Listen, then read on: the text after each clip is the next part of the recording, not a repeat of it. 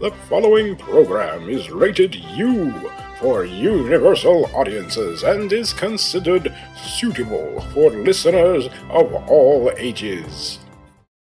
This is a presentation of Dream Realm Enterprises, where dreams become reality. Welcome to Dream Realm Enterprises Horror Anthology Series. Tales from a Dark Realm.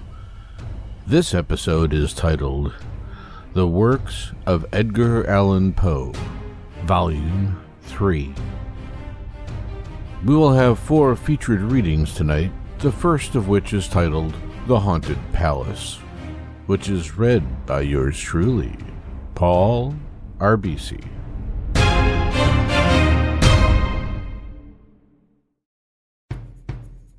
In the greenest of our valleys, by good angels tenanted, once a fair and stately palace, snow-white palace, reared its head.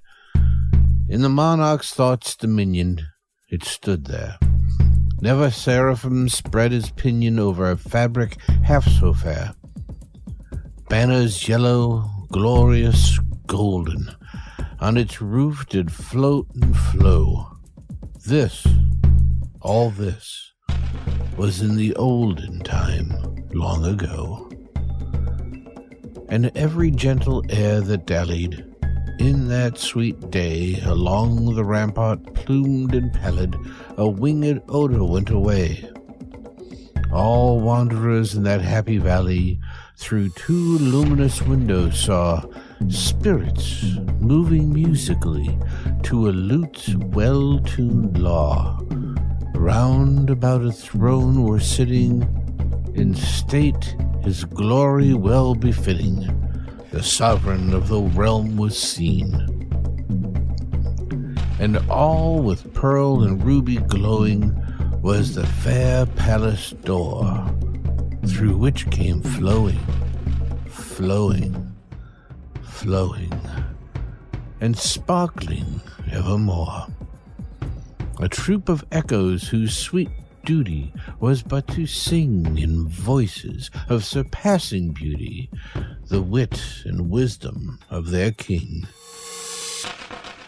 But evil things in robes of sorrow assailed the monarch's high estate. Ah, let us mourn, for nevermorrow shall dawn upon him desolate. And round about his home the glory that blushed and bloomed is a dim remembered story of the old time entombed. The travelers now within that valley, through the red-litten windows, seen vast forms that move fantastically to a discordant melody, while, like a rapid ghastly river through the pale door, a hideous throng rush out forever, and laugh, but smile no more. Edgar Allan Poe, originally published in 1839.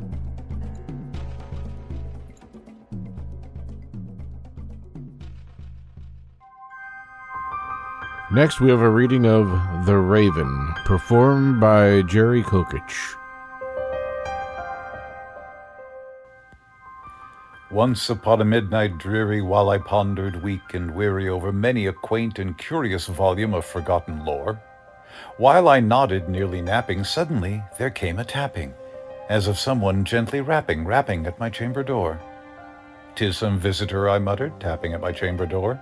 "Only this?" Nothing more. Ah, distinctly I remember, it was in the bleak December, and each separate dying ember wrought its ghost upon the floor. Eagerly I wished the morrow, vainly I had sought to borrow from my books surcease of sorrow, sorrow for the lost Lenore, for the rare and radiant maiden whom the angels name Lenore, nameless here forevermore. And the silken, sad, uncertain rustling of each purple curtain thrilled me, filled me with fantastic terrors never felt before. so that now, to still the beating of my heart, I stood repeating, "'Tis some visitor entreating entrance at my chamber door, some late visitor entreating entrance at my chamber door. This it is, and nothing more."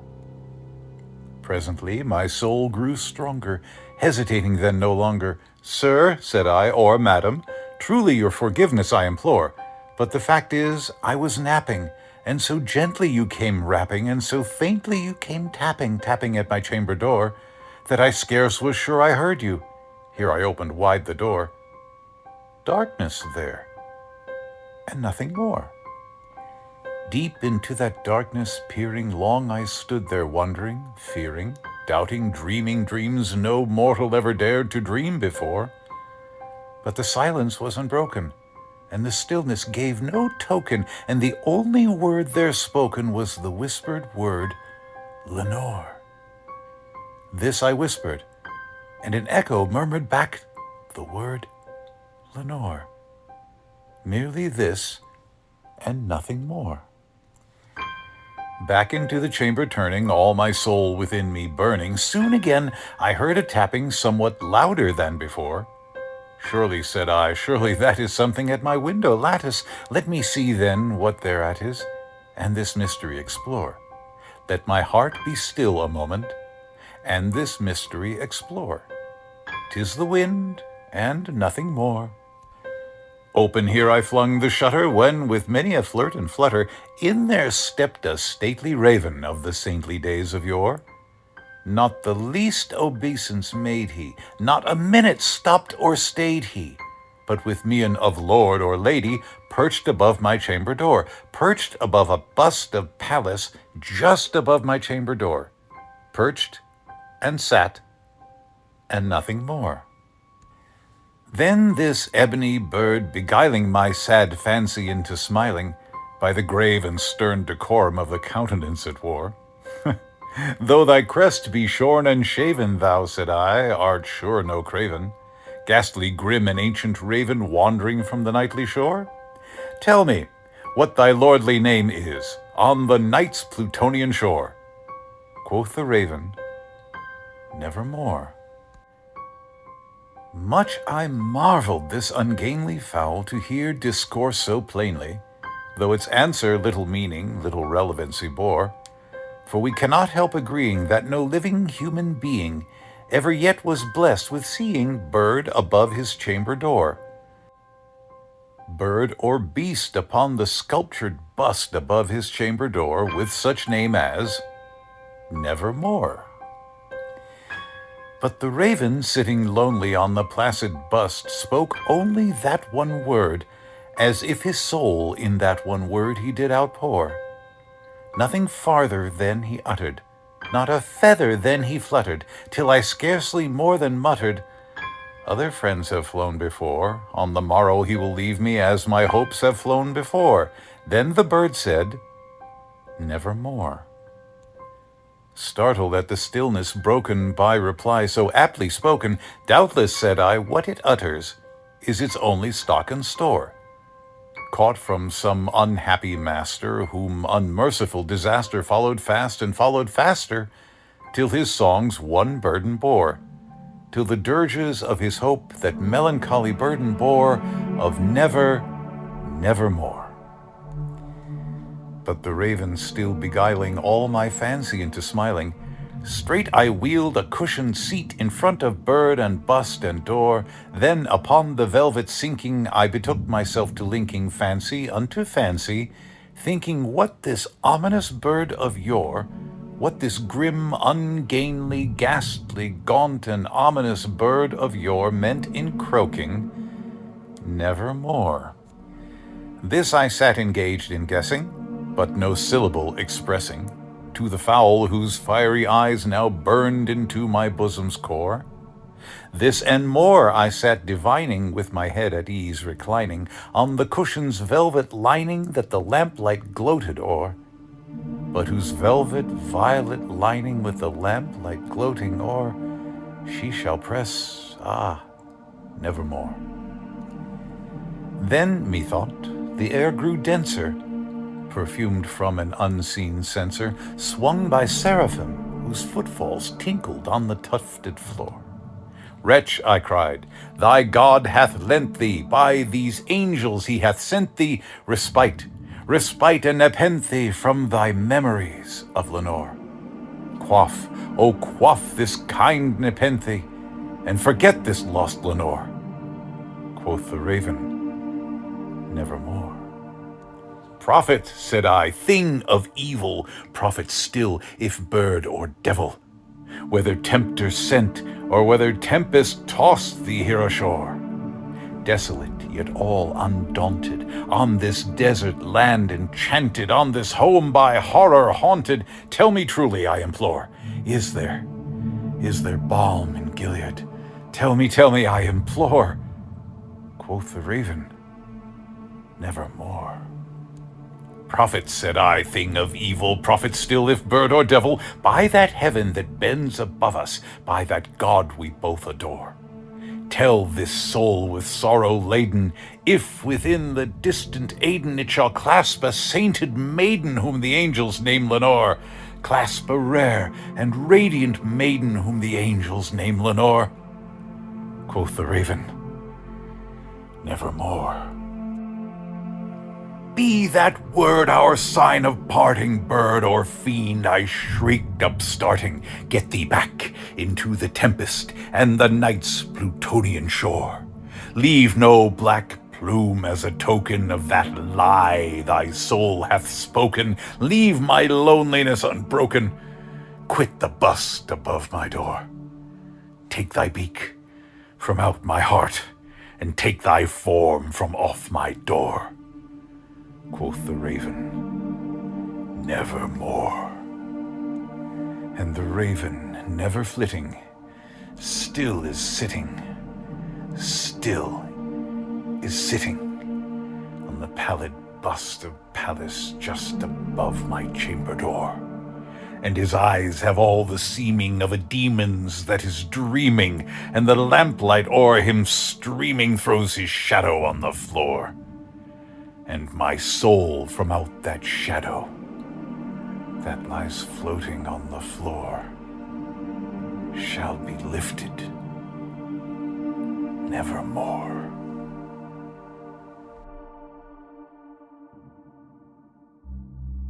And now, here is a reading of Poe's Valley of Unrest.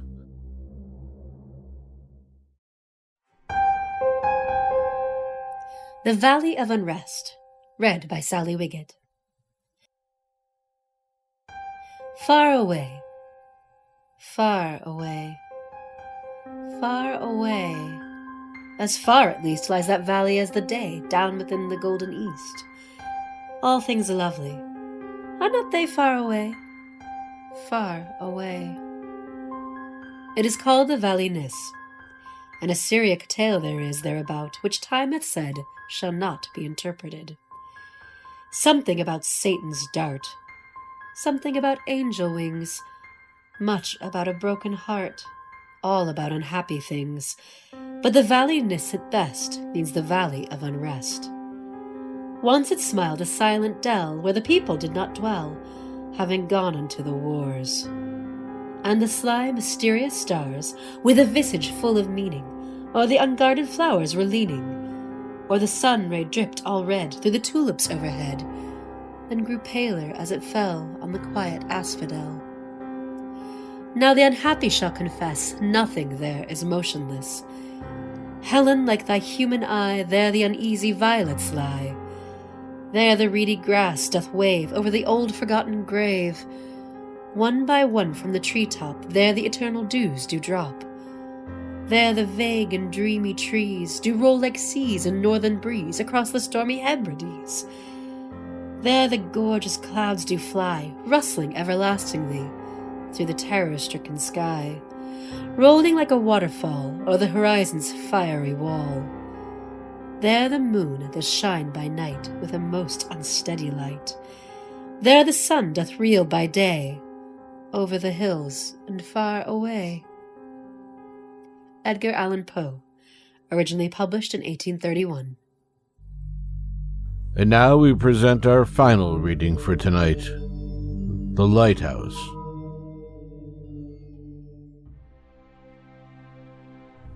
The Lighthouse, read by Karim Kronfli. January 1st, 1796.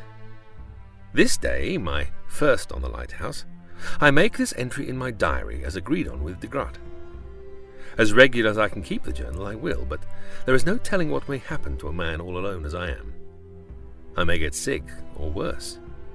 So far well. The cutter had a narrow escape, but why dwell on that, since I am here all safe? My spirits are beginning to revive already at the mere thought of being, for once in my life at least, thoroughly alone. For, of course, Neptune, large as he is not to be taken into consideration as society. Would to heaven I had ever found in society one half as much faith as in this poor dog. In such case, I and society might never have parted, even for the year. What most surprises me is the difficulty de Graat had in getting me the appointment, and I a noble of the realm. It could not be that the consistory had any doubt of my ability to manage the light. One man had attended it before now, and got on quite as well as the three that are usually put in. The duty is a mere nothing, and the printed instructions are as plain as possible. It never would have done to let Orndorff accompany me. I never should have made any way with my book as long as he was within reach of me, with his intolerable gossip, and not to mention that everlasting meerschaum. Besides, I wish to be alone. It is strange that I never observed until this moment how dreary a sound that word has. Alone. I could half fancy that there was some peculiarity in the echo of these cylindrical walls, but oh no, this is all nonsense. I do believe I'm going to get nervous about my insulation. That will never do. I have not forgotten de Graat's prophecy. Now for a scramble to the lantern and a good look around to see what I can see. To see what I can see, indeed. Not very much. The swell is subsiding a little, I think, but the cutter will have a rough passage home, nevertheless. She will hardly get within sight of the Norland before noon tomorrow, and yet it can hardly be more than 190 or 200 miles. January 2nd. I have passed this day in a species of ecstasy that I find it impossible to describe. My passion for solitude could scarcely have been more thoroughly gratified. I do not say satisfied, for I believe I should never be satiated with such delights as I have experienced today. The wind lulled about daybreak, and by the afternoon the sea had gone down materially. Nothing to be seen with the telescope even but ocean and sky with an occasional gull. January 3rd. A dead calm all day. Towards evening the sea looked very much like glass. A few seaweeds came in sight, but besides them absolutely nothing all day. Not even the slightest speck of cloud. Occupied myself in exploring the lighthouse. It is a very lofty one, as I find to my cost when I have to ascend its interminable stairs. Not quite 160 feet, I should say, from a low water mark to the top of a lantern. From the bottom inside the shaft, however, the distance to the summit is 180 feet at least. Thus the floor is 20 feet below the surface of the sea, even at low tide. It seems to me that the hollow interior at the bottom should have been filled in with solid masonry. Undoubtedly the whole would have been thus rendered more safe. But what am I thinking about? A structure such as this is safe enough under any circumstances. I should feel myself secure in it during the fiercest hurricane that ever raged, and yet I have heard seamen say occasionally with a wind at southwest that the sea has been known to run higher here than anywhere, with the single exception of the western opening, the Straits of Magellan. No mere sea, though, could accomplish anything with this solid iron-riveted wall, which at 50 feet from the high water mark is 4 feet thick, if 1 inch. The basis on which the structure rests seems to me to be chalk. January 4th. Manuscript ends here. Edgar Allan Poe, thought to be written in 1849.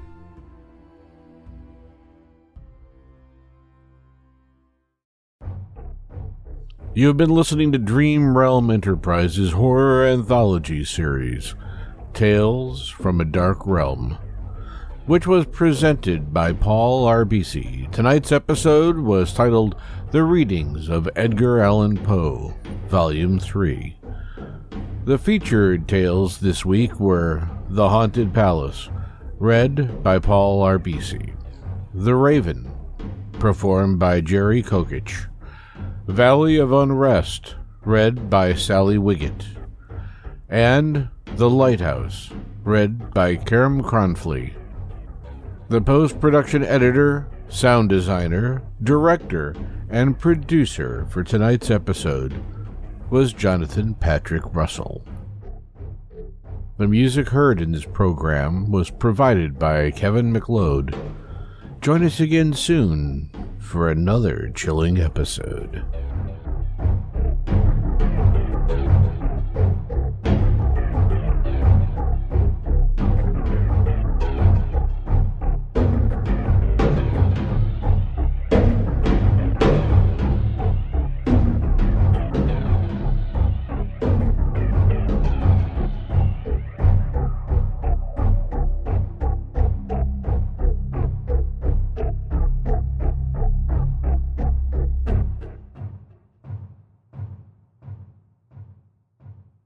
This program is copyright 2023, all rights reserved, and is brought to you by Dream Realm Enterprises, always warping to new dimensions.